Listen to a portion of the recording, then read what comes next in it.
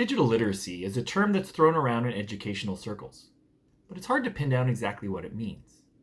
Simply put, digital literacy means we teach students 4 key digital competencies: proficiency in the use of digital tools, or tech literacy, skills in finding and evaluating information, or information literacy, fluency in accessing media for understanding and creating media for communication, or media literacy, and higher order thinking as a means of empowering them to be productive digital citizens.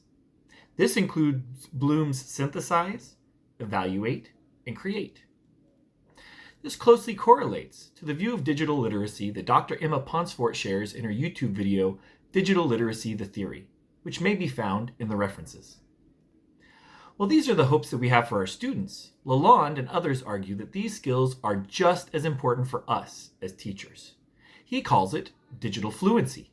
An entire educational theory has been proposed to express the addition of digital fluency to the 2 other major areas of teacher knowledge: pedagogy and content or subject matter knowledge. This theory is called TPACK. TPACK stands for technology, pedagogy, and content knowledge. It was proposed by Mishra and Kohler in 2006 and seeks to integrate technology alongside content standards and pedagogy in lesson planning and teacher training. As PowerSchool points out in their blog about TPACK, the point of TPACK is to understand how to use technology to teach concepts in a way that enhances student learning experiences. This sounds great, but how can we develop digital literacy in our classrooms? The answer is we must use sound instructional strategies to teach digital literacies to students. One great way to do this is to use think-alongs to model digital tools for students and help them think through which tools are most appropriate for specific situations.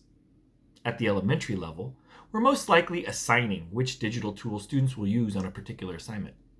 For example, research this topic using Britannica, or create a video using Adobe Express. But it's still important to explain the rationale behind why we chose that tool.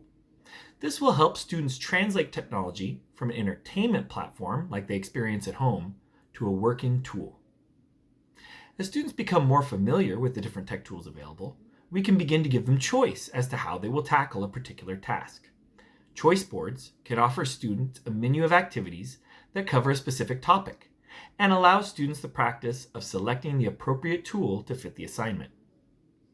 It also has the added benefit of increasing student engagement through a more student-centered, inquiry-based approach.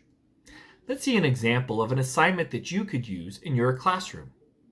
Our 4th grade team recently worked together to design a project-based lesson. In 4th grade, we read 6 chapter books together as read-alongs throughout the year.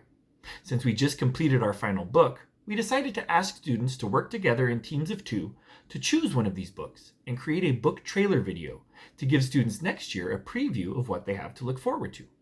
Students will have to write the scripts, collect or create media, record voiceovers, and make a video using Adobe Express.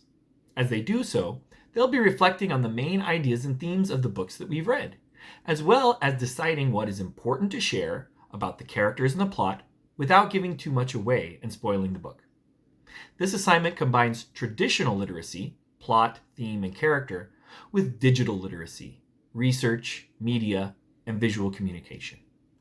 These 21st century skills are critical for participating in the workforce, academia, and culture of an ever more tech-saturated world. Students must be able to sift through the mountains of information to find credible and helpful facts by which they make decisions and understand the world around them. They must be able to communicate fluently in the language of media, and we must equip them to think deeply and connect what they're learning to the latest tools to evaluate and synthesize that information for the purpose of creating and adding value to society.